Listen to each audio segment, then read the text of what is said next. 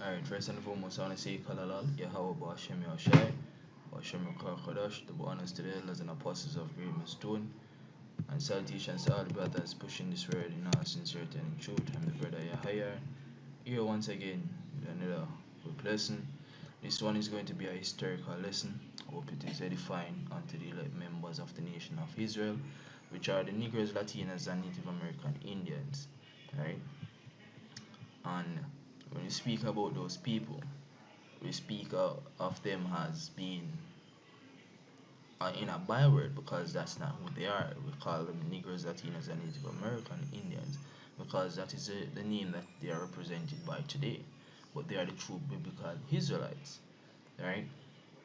And I was looking up the Hellenization of the Jews because the Hellenization period was a significant period in terms of our history and identifying who we truly are, right? And that was one of the reasons why Paul was established as an apostle, so that he may go forth and basically call them that are alienated from the commonwealth of Israel to come back to the fold, come back to the knowledge, understanding of who they are.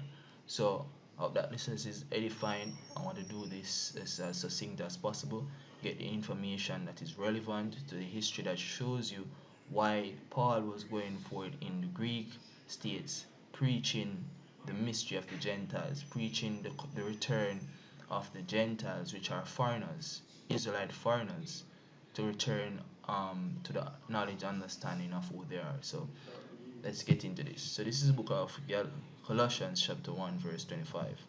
It says, "Wherefore I am made a minister according to the dispensation of God, which is given to me for you to fulfill the word of God." Right? Even the mystery which had been hid from ages and from generations, but now is made manifest to his saints. What is that mystery? To whom God would make known what is the riches of the glory of this mystery among the Gentiles, which is Yahushua in you, the hope of glory. You understand? So that is a part of the mystery of the Gentiles, knowing that Yahushua is in you. You are a part of that true vine, which is joined to Yahushua, showing you that you are his kinsmen. You understand? That history is very significant, and they call it the Hellenization period of the Jews, the Hellenization of our people. When you look up the word Hellenization or Hellenist, alright, let's look up the word Hellen. Alright, Helen.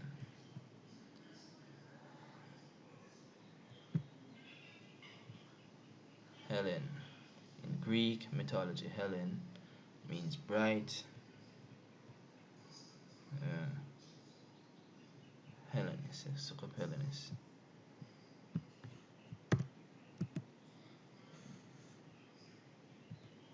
Hellenist. A person living in Hellenistic times who was Greek in language, outlook, and way of life, but was not Greek in ancestry, especially a Hellenized Jew, right? So when you look up Hellenist, it references to being an Hellenized Jew. So how did the Jews became Hellenized? How did they start to basically speak Greek? Their customs and way of life was that representing the Greek custom. Now let's get into it. Right, so this is from Wikipedia. It says Hellenization. Hellenization is the historical spread of ancient Greek culture, religion, and to a lesser extent language over foreign peoples, which were mainly the Jews, being conquered by Greeks or brought into their sphere of influence, particularly during this Hellenistic period. And it goes there and it says the Hellenistic period covers a period of Mediterranean history between the death of Alexander the Great in 323 BC and the emergence of the Roman Empire as signified by the Battle of Actium in 31 BC and conquest of Ptolemaic Egypt the following year. So that's the Hellenistic period in brief, right? So it's said particularly during the Hellenistic period, following the campaigns of Alexander the Great in the 4th century BC. So the 4th century BC is talking about 400 BC. Zine BC meaning before Christ. So from that time counting down to the time that Yahushua was born, because Christ is known as Yahushua. You understand? Um, a period throughout that time was the period of the Hellenistic period. You see me? So continuing, said the result of Hellenization was that elements of Greek origin can combine in various forms and degrees with local elements. Understand? So you have individual that lives in particular provinces, but because the Greeks were ruling, right? The Greek is an empire. You understand? It's not a representation of a people. It's a representation of a culture. Understand? That needs to be clear, because people believe that it's a nation.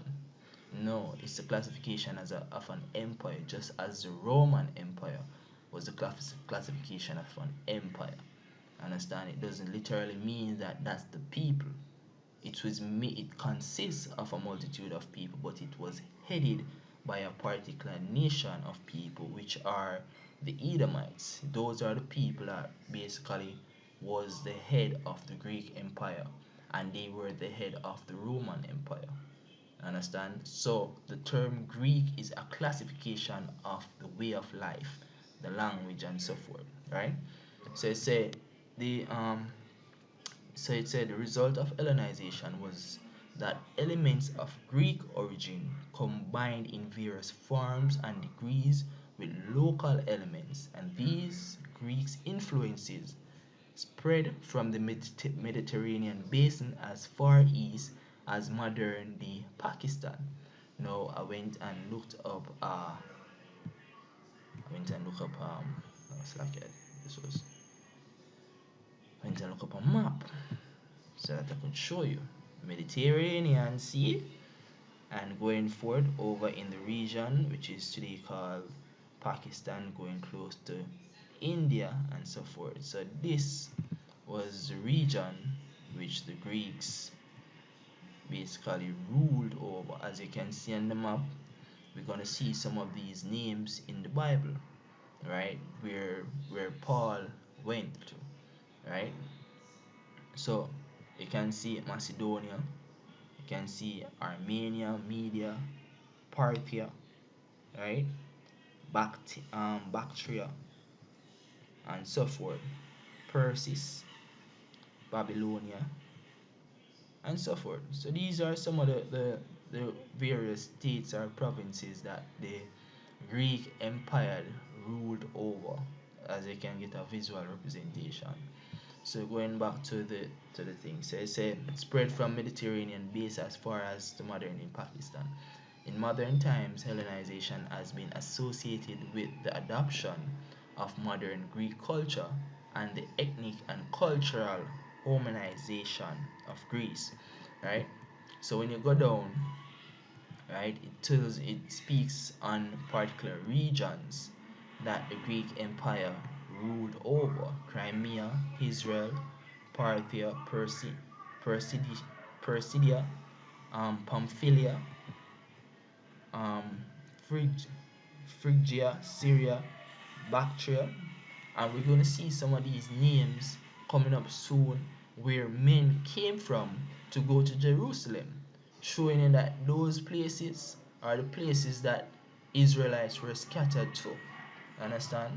So jumping from there, we're going to take it from the standpoint of the vision that Daniel saw in the book of Daniel chapter 11, that Daniel chapter 7, right? So Daniel saw a vision, and he saw a vision when he was in the Babylonian captivity, and the vision that he saw was of a statue which the head represented the Babylonian Empire, the chest and the arms represented the Medo-Persian Empire, and the abdomen region represented the Grecian Empire, which ruled approximately about 3 30 331st to 168 BC, right? So now let's read that what happened, and let's get part of the history of what happened throughout that time period, because that history is very significant to where the Israelites were, to where the Israelites were scattered to, and to who Paul was speaking to. Understand? So let's get that in the book of Daniel chapter 7 verse 6. Say, after this I beheld, and lo, another like a leopard, which had upon the back of it 4 wings of a fowl.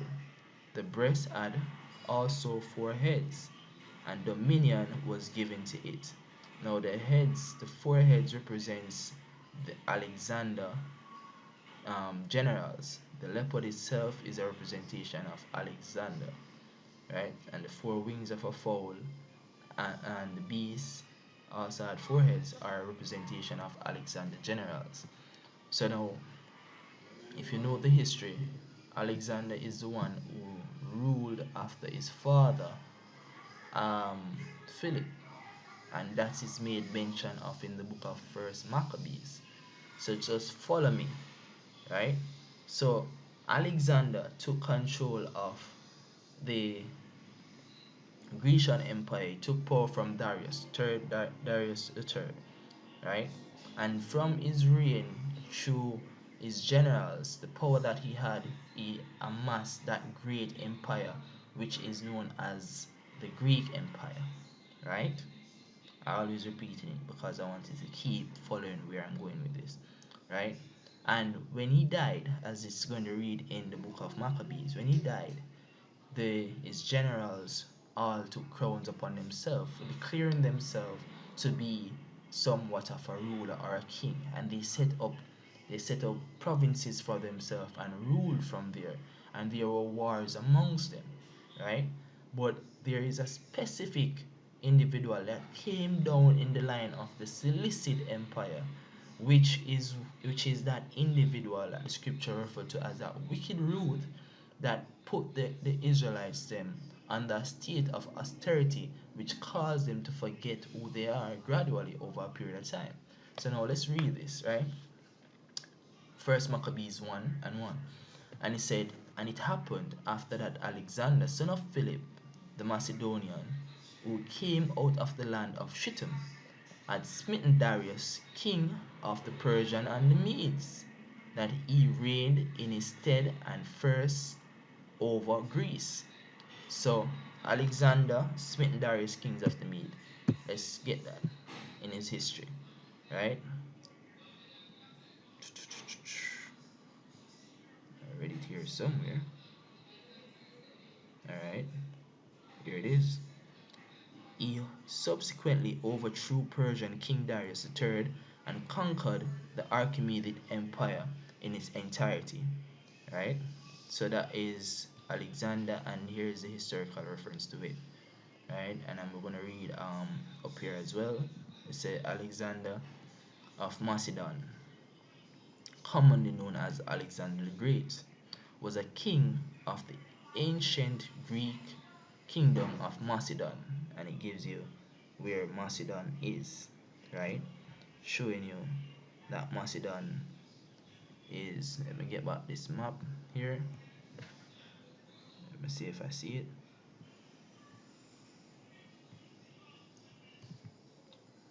I don't see it on this map. See it over here, sir. Alright, Macedonia. Alright, so that's where it is right here. So they ruled, he was from here. Okay, so back to this now. Was a king of ancient Greek kingdom of Macedon and a member of the Archead dynasty. He was born in Pilla in 356 BC and succeeded his father Philip II to the throne at the age of 20. He spent most of his ruling years on the unprecedented military campaign through Asia and Northeast Africa, and by the age of 30 he had created one of the largest empires of the ancient world, stretching from Greece to northwestern India. He was undefeated in battle and is widely considered one of history's most successful military commanders. So that is Alexander. That is the Alexander who it is made reference to in the book of First Maccabees. Right? So it continues and it says he overthrew Darius, king of Persia, and made that he reigned in his stead the first over Greece, right? And made many wars and won many strongholds and slew the kings of the earth. That's what a king does. He goes forward and he conquers, right? So Alexander did this very well, right? That's why it tells you he was as the leopard, understand? Like a leopard. And the representation that the leopard brings with it was that he was fast in his conquest, understand? So continuing, it says, and went through to the ends of the earth and took spoils of many nations.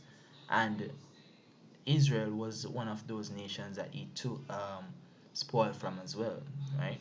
So it says, took spoil of many nations, in so much that the earth was quiet before him, whereupon he was exalted and his heart was lifted up, right?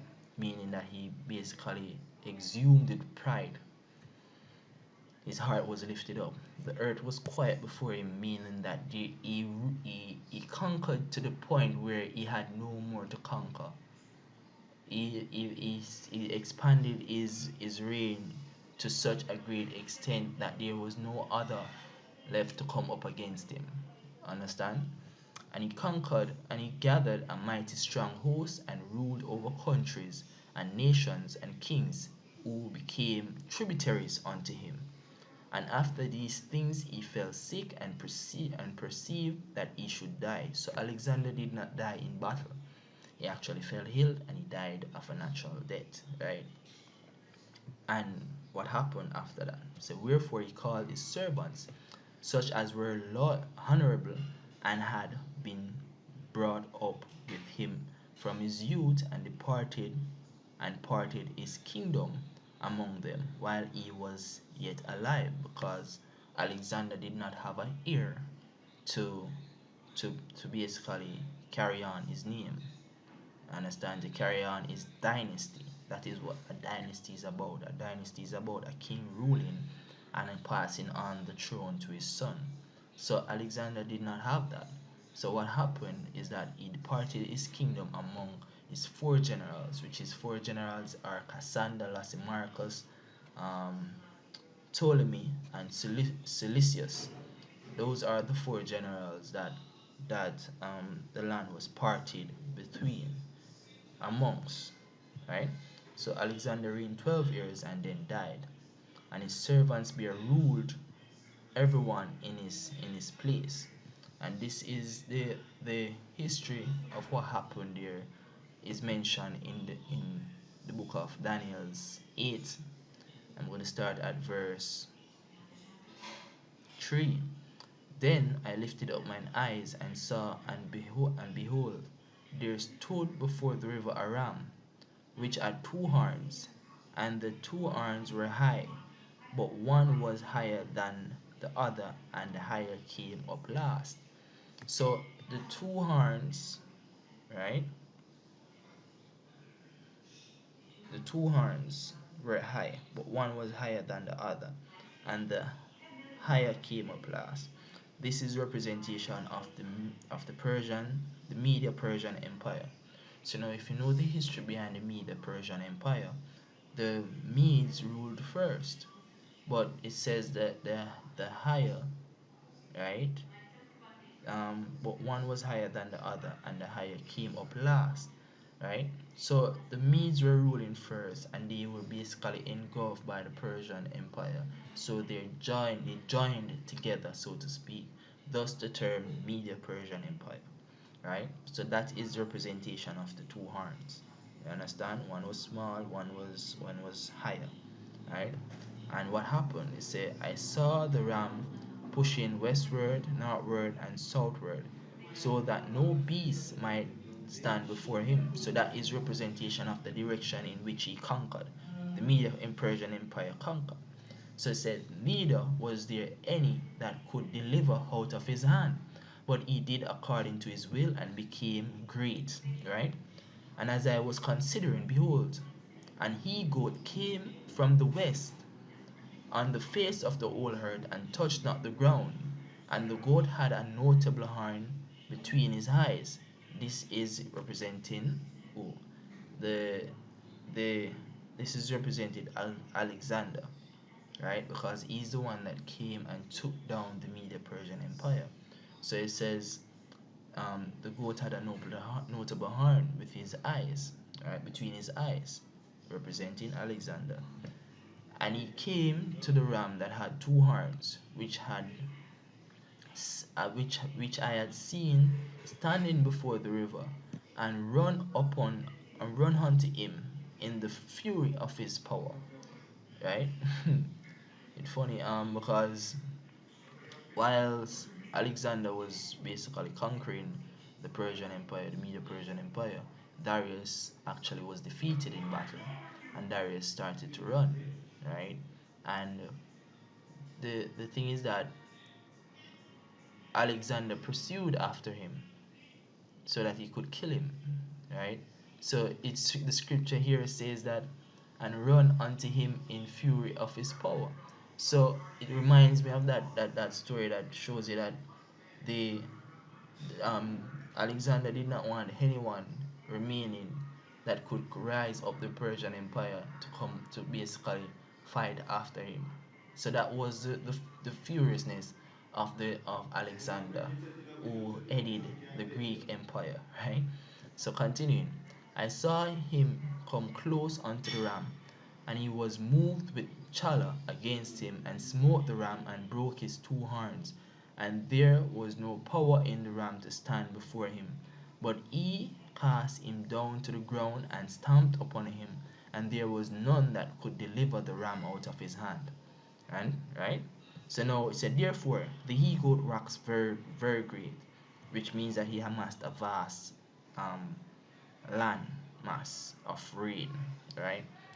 And when he was strong, the great horn was broken, and for it came up and for it came up four notable ones toward the four winds of heaven. So that four notable ones is the same four generals that Alexander parted his land between, amongst. It's like I keep saying between. Parted his land amongst, right? So back in First Kings, First Maccabees, back in First Maccabees 1, right? Where I left off. So, and it said, parted his kingdom among them while he was yet alive, right?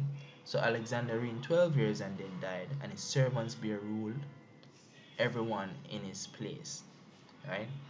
And after this, and after his death, they all put crowns upon themselves. So did their sons after them many years, and evils were multiplied in the earth. So they all started their own dynasty, right? Ptolemaic dynasty, the Seleucid dynasty. Understand? So they all started their own dynasty, that they had sons coming up after them that ruled after them. Right? You can look up these histories. I'm just trying to get to that point where it shows you what happened between one of those particular dynasty and the nation of Israel. So now going back to Daniel's chapter 8, verse 9, it says, so it says, and for it came up four, Slakia.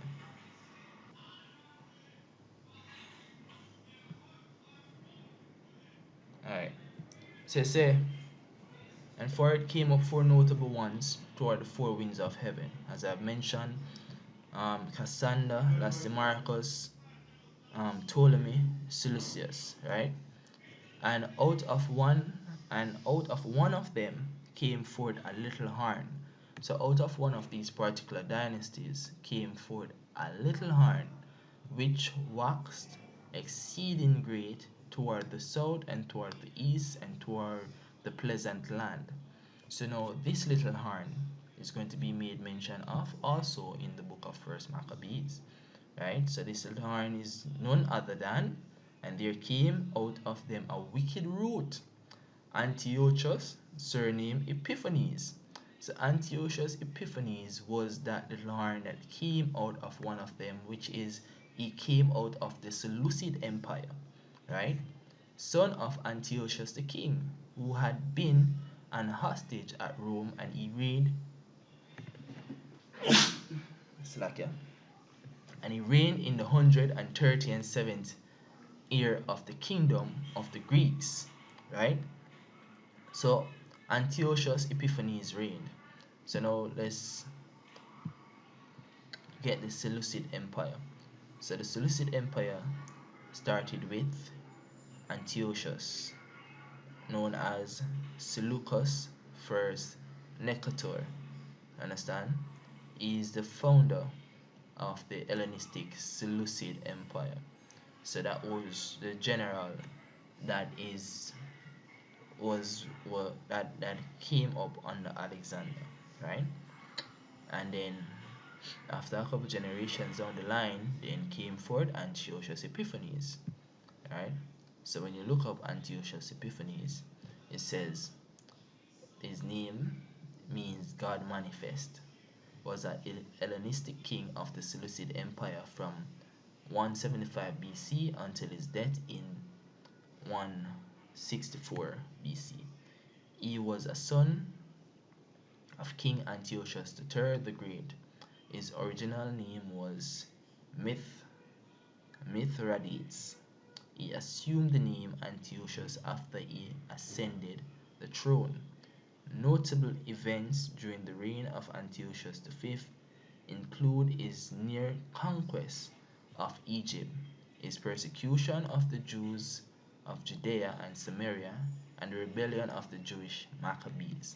So that's why it is noted that the that's why it is noted in the book of First Maccabees. So these histories are made recorded of, right?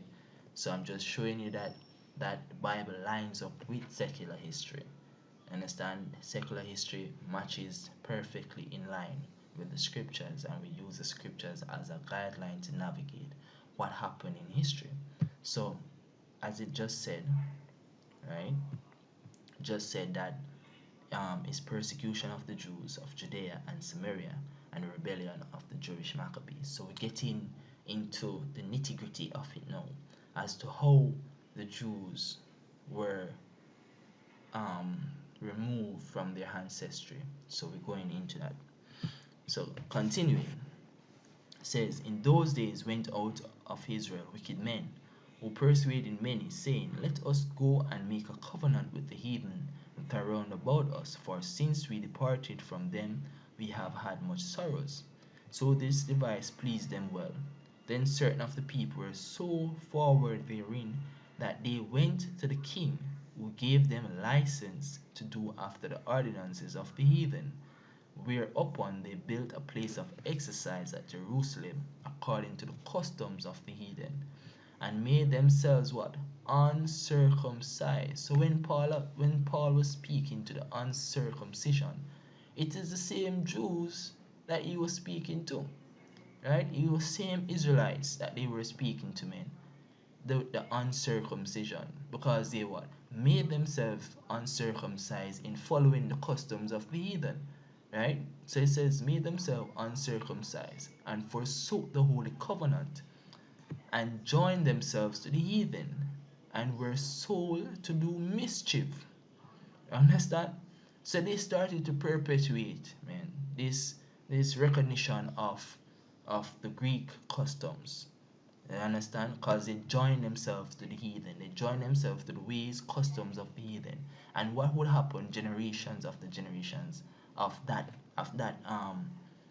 movement of a joining yourself to a foreign nation? The children and offspring would start to act like that foreign nation. Understand? So this is a mystery of the Gentiles. So wherefore he entered into Egypt with a great multitude, with with chariots and elephants and horsemen, and a great navy, and made war against Ptolemy, king of Egypt. But Ptolemy was afraid of him and fled, and many were wounded to death. Thus they got the cities in the land of Egypt, and he took the spoils thereof. So Antiochus conquered Egypt, right? And after that, Antiochus had smitten Egypt. He returned again in the 143rd year, and went up against Israel and Jerusalem with a great multitude, and entered proudly into the sanctuary, and took away the golden altar, and the candlestick of light, and all the vessels thereof. This is all history. This is all what transpired between Antiochus and our people in Jerusalem at the time. Understand? He basically what you'd call he sacked the temple. Understand?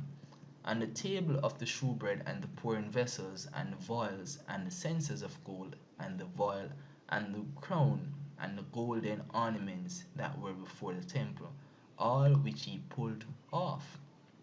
He took also the silver and the gold and the precious vessels. Also he took the hidden treasures which he found. And when he had taken all away, he went into his own land, having made a great massacre, and spoken very proudly. Understand? So we read where Alexander did the same thing, right?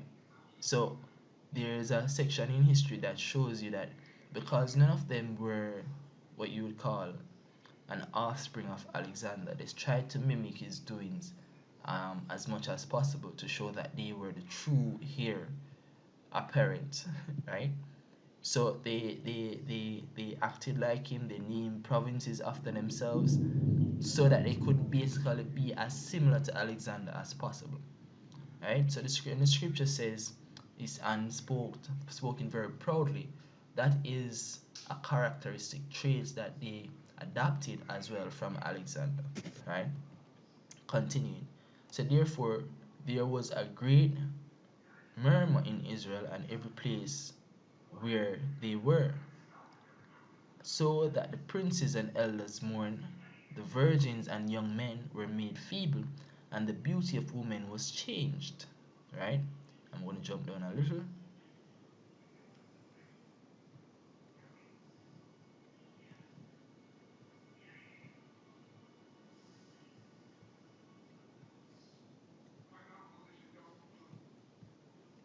Alright then.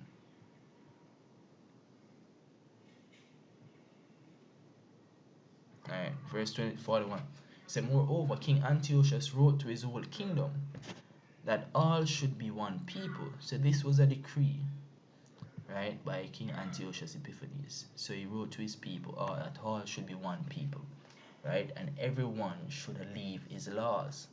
So everyone in his province should leave his laws, right? So this is a significant segment in history that shows that caused the Hellenization of the Jews, right?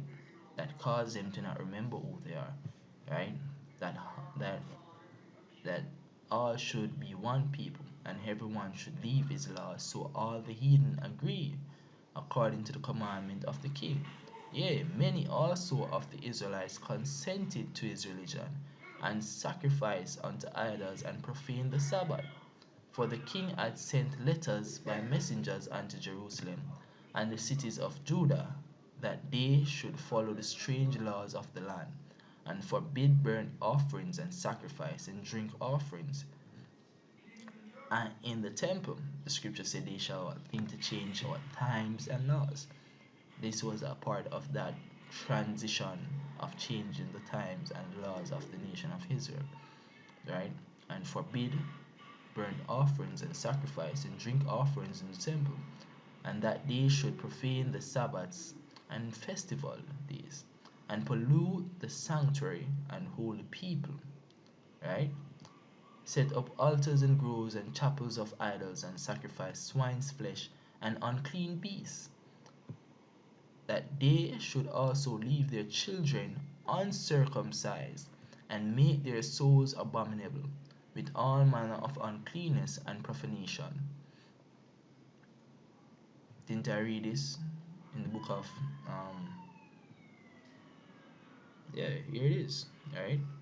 Daniel chapter 8, verse 9 again. It says, and one out of one of them came forth a little horn which waxed exceeding great toward the south, and toward the east, and toward the pleasant land. And it waxed great even to the host of heaven, and it cast down some of the hosts and the stars to the ground, and stamped upon them. Yea, he magnified himself even to the prince of the host, and by him the daily what? The daily sacrifice was taken away, and the place of his sanctuary was cast down. Understand? And an host was given him against the daily sacrifice by reason of what? Transgression. And he cast down the truth to the ground, and it practiced and prospered. So it practiced and it prospered. So all of these things that Antiochus removed from the people, the customs and way of life of the people, the practice of that, it prospered. So it moved from one generation to the next. So they leave their children uncircumcised, and made their souls abominable with all manner of uncleanness and profanation, which the word profane means outside the temple. So they were acting outside the standards of the Heavenly Father. Understand? To the end they might forget the law and change all the ordinances.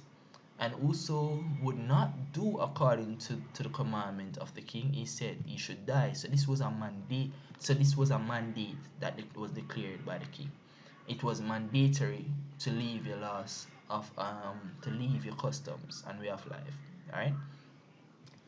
In the self same manner wrote he to his whole kingdom, and appointed overseers over all the people, commanding the cities of Judah to sacrifice city by city. Then many of the people were gathered unto them, to wit, every one that forsook the law, and so they committed evils in the land. So this was all being done by that wicked root that came up out of the line of the Seleucid Empire. Right? He was Antiochus. That wicked root is Antiochus. And he was the one that caused the children of Israel to forsake their ways. And there's a multitude of things that he did that caused the Hellenization of the Jews. That's why when you read, just a little segue here, the book of Acts, right? Book of Acts chapter 2. And I'm going to start from, don't want to get too long. Alright, verse 5 says, and there was dwelling in Jerusalem Jews, devout men, out of every nation under heaven. Now, when this was noise abroad, the multitude came together, and were confounded, because that every man heard them speak in his own language. And they were all amazed and marveled, saying to another, behold, are not all these which speak Galileans? And how hear we every man in our own tongue, wherein we were what? We were born? Parthians, and the Medes, and Elamites, and the dwellers of Mesopotamia, and in Judea, Cappadocia, and Pontus, and Asia. If you can remember these names, they were what? A part of what? The Greek Empire. Phrygia, Pamphylia, in Egypt, and in the parts of Libya, about Cyrene, and strangers of Rome, and Jews, and proselytes. Now, when you look up here, right? It says Phrygia. I hope I'm pronouncing that right. It says a region in Asia Minor, bounded by Bithynia, Galatia, Laconia, Pisidia, Lydia, Mysia, and it contains the cities of Laodicea, Hierapolis, and Colossae. Now, all of these are Greek provinces that the Greek Empire ruled over. So, what he's saying essentially is that these devout men, right, came forth, basically returning to Jerusalem, right? That's what it's saying essentially. So that period, the Hellenization period, caused majority of them to forget who they are. But due to the preaching of the gospel, most of them was returning back to the customs and way of life. That was what Paul was preaching unto the people, right? So continuing on this, it says, and drove the Israelites into secret places, right? Even where wheresoever they could flee for succor. Now the 15th day of the month Casli, in the 145th year, they set up abomination of desolation upon the altar and built idol altars throughout the cities of Judah and every side, and burned incense at the doors of their houses in the streets.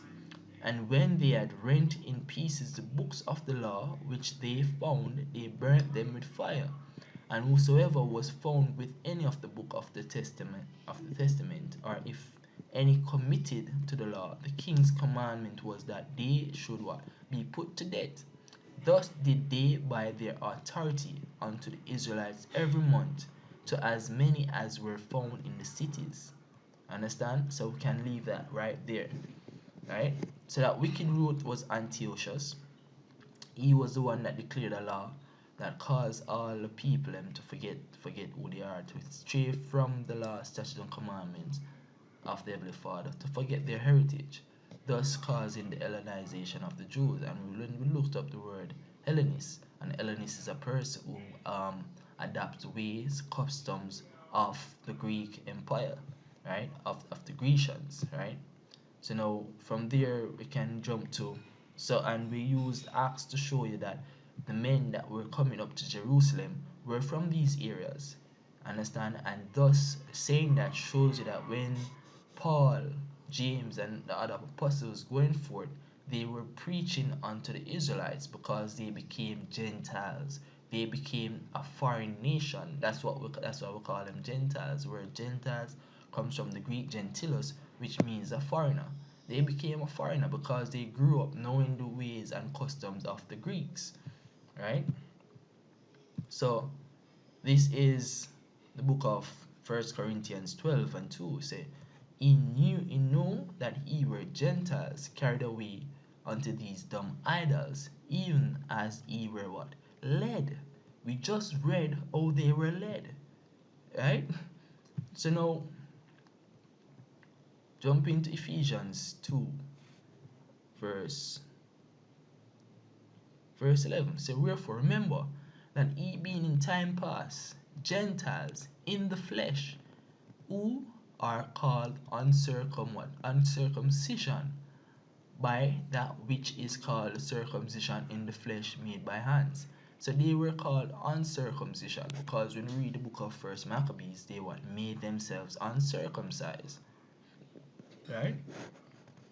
That at that time they were without what? Yahushai, being aliens from the commonwealth of Israel, and strangers from the covenants of promise, having no hope and without God in the world.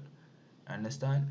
So that was the process that happened, that causes the process of reconciliation. The elder apostle Tahar recently did um, a lesson on reconciliation. Elder apostle Ramlap did a lesson on reconciliation. You can go into that. And in a short package, reconciliation is basically joining back to the favor of the Heavenly Father, right? Being reconciled or coming back to agreement with the Heavenly Father. So the process of reconciliation started with Paul and the apostles preaching the gospel to the Israelites that were in these provinces and not knowing that they are the true biblical Israelites. Right? So it says James 1 and 1. So James, a servant of God and the Lord Yahushai, to the 12 tribes which are scattered abroad, greetings, thus showing you that these messages were going forth unto the 12 tribes. The 12 tribes which were scattered abroad, man. Right? So all this even this in the book of Isaiah 11, right? It actually lists out some of the places where the Israelites dwell, and you can see that they dwell everywhere, and some of these places were provinces that was ruled by the Greek Empire. Isaiah 11 verse 11.